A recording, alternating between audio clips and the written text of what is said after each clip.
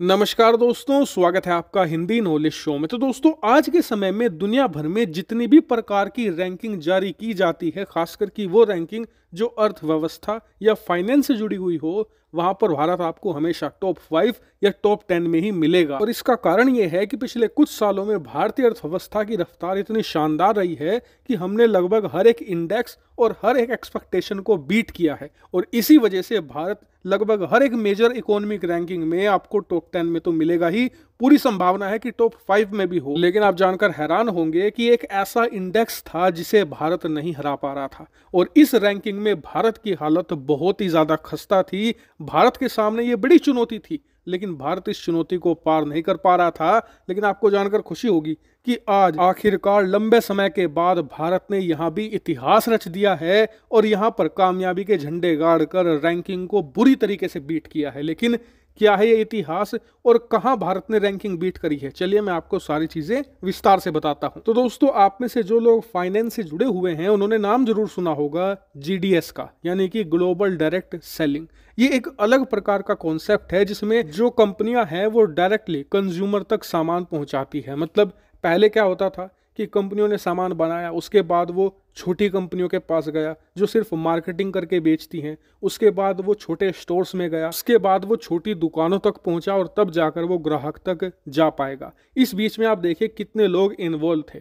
लेकिन जो ये जीडीएस है, इसके तहत जो बनाने वाली कंपनी है वो खुद मैन्युफैक्चर करके डायरेक्ट कंज्यूमर तक सामान पहुंचाती है। इसे कहा जाता है डायरेक्ट सेलिंग। और इस कॉन्सेप्ट को यूरोप में, अमेरिका में बहुत ज़्यादा शानदार रिस्पॉन्स मिला, चीन में भी ये बहुत हिट रहा, लेकिन भारत में ये कॉन्सेप्ट नहीं चल पा रहा था। और इसीलिए भारत ग्लोबल डायरेक्ट सेलिंग की रैंकिंग में टॉप 10 से भी बाहर था। एक बार को तो स्थिति बहुत ही ज़्यादा बुरी हो गई थी, भारत की रैंकिंग हद से ज़्यादा गिर गई थी। और ये भारत के लिए चिंताजनक बात थी, क्योंकि जो डायरेक्ट सेलिंग है इसे इंटरनेशनल लेवल पर माना जाता है कि यही फ्यूचर होगा। और इसीलिए भारत का इस रेस में पिछड़ना, मतलब ग्लोबल लेवल की जो इकोनॉमिक सुपर पावर की रेस है उसमें भी पिछड़ना, और इसीलिए भारत इसको लेकर काम कर रहा था और अब हमें इसमें सफलता मिल भी गई है। आप अपनी स्क्रीन पर देखिए, भारत इस साल की जीडीएस रैंकिंग में 11वें स्थान पर आया है। और ये बहुत बड़ी बात है, क्योंकि ये भारत की ऑल टाइम बेस्ट रैंकिंग है। भारत कभी भी 11th पोजीशन पर नहीं आया था। और बताया जा रहा है कि भारत की जो ग्रोथ है जीडीएस की, वो हर साल 5% से ज्यादा है।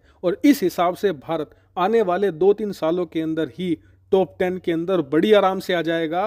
और इससे भी शानदार बात यह है कि चीन और यूरोप की जो अर्थव्यवस्था है इस समय क्राइसिस में चल रही है। इस वजह से जो ग्लोबल डायरेक्ट सेलिंग का मार्केट है वो श्रिंक हो रहा है, यानी कि पिछले 1 सालों में करीबन 1.5% घटा है ग्लोबल लेवल पर। लेकिन भारत के अंदर ये फास्टेस्ट ग्रोथ दर्ज कर रहा है, लगभग 5.5% से ज्यादा। यानी कि भारत इस समय जीडीएस का लीडर बनता जा रहा है ग्लोबल लेवल पर। इस समय भारत इस मार्केट को लीड कर रहा है ग्रोथ के मामले में। और आने वाले समय में जब हम टॉप 10 के अंदर आएंगे और आने वाले 5 से लेकर 8 सालों में टॉप 5 के अंदर आएंगे, तो फिर हम इस पूरे मार्केट के ओवरऑल लीडर बन जाएंगे। यानी कि हम जीडीएस को लीड करेंगे इंटरनेशनल लेवल पर।